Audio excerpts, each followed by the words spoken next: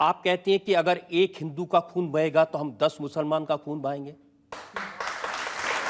मुझे लगता है किस परिप्रेक्ष्य में हुआ है, किस परिप्रेक्ष्य में कहा गया है, पूरा वक्तव्य सामने आएगा तो मुझे लगता है उस पर ज़्यादा बेहतर तरीके से बोलूंगा। चलिए आपको मैं पूरा वक्तव्य सुना देता हूं आपका, ऐसी क्या बात है। ये वीडियो हमारे पास में है 27 जनवरी 2007 का, गोरखपुर में कैसे आपके मुंह से मशीन गन से भी ज्यादा आग निकल रही है, ये आपको सुनवाते हैं। अगर एक हिंदू का खून बहेगा तो एक हिंदू के खून के बदले आने वाले समय में हम प्रशासन से एफआईआर दर्ज नहीं करवाएंगे, बल्कि कम से कम 10 ऐसे लोगों की हत्या अवश्य करवाएंगे जो लोग किसी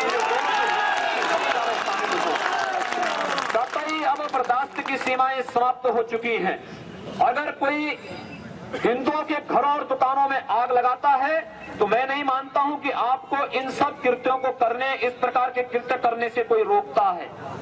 बंधुओं, ये सब सीमाएं स्वाभिमान और सम्मान की पराकाष्ठा को तोड़ती जा रही हैं और आज आप सबको इसके खिलाफ अपनी लड़ाई को लड़ने की तैयारी करनी चाहिए।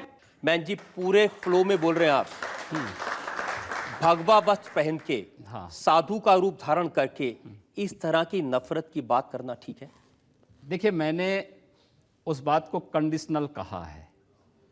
अगर कोई आपको मारेगा तो मुझे लगता है कि सामने कोई मानव होगा तो उस मानव को आप ये मान सकते हैं कि आपने एक थप्पड़ मारा, आप दूसरा थप्पड़ भी सहन कर सकते हैं। लेकिन अगर सामने दानव है तो अगर मारना, एक हाथ से मारता है दूसरा हाथ से उसका जवाब भी दीजिए। मैं एक सन्यासी हूँ।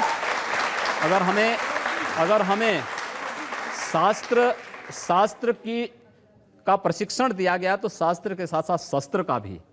अगर हमारे हाथ में, एक हाथ में माला है तो दूसरे हाथ में हम भाला लेकर के भी चलते हैं, जिससे समाज को शिष्ट भी किया जा सके और दुष्टों को उनके कृत्यों की सजा भी दी जा सके। एक सन्यासी का सही कर्तव्य होता है।